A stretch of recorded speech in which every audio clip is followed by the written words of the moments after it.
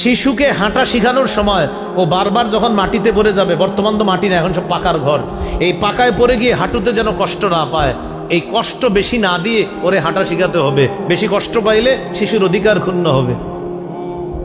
আবু দাউদ 1109 নম্বর হাদিস।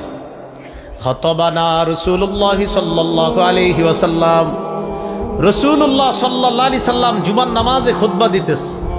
ফাআকবালাল হাসান ওয়াল হুসাইন রাদিয়াল্লাহু তাআলা আনহুমা, নবীজি খুতবা দেওয়া অবস্থায় হাসান হুসাইন মসজিদে আসছে, তারা দুইজন তখনও ছোট।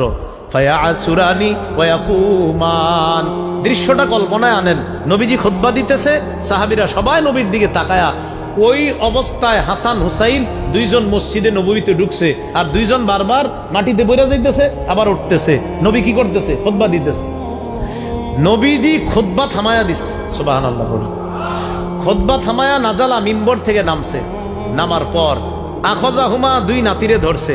সাহাবায়ে কেরাম বলেন, আমরা পিছনে তাকায়া দেখি হাসান হুসাইন কান্নাহুমা রায়হানাতায়া ফিল জান্নাহ, যেন জান্নাতের দুটি গোলাপ মসজিদে ঢুকছে।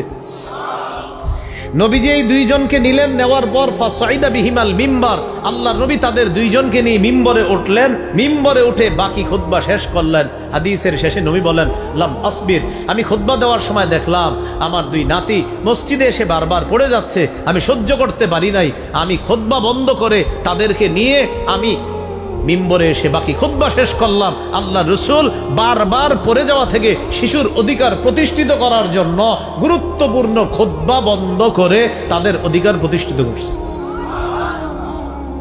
তাহলে কথাটার গুরুত্ব আছে না নাই? হ্যাঁ, বারবার কষ্ট দেওয়া যাবে না।